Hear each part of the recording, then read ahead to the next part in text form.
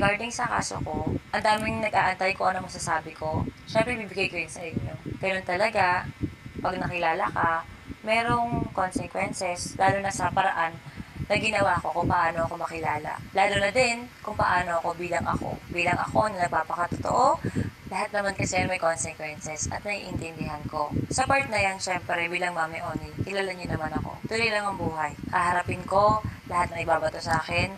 Haharapin ko kung ano man yung mga pagsubok na darating sa buhay ko. Sa dami kong pinagdaanan, hindi ko kilala yung salitang pagsubok. Tuloy lang ang buhay.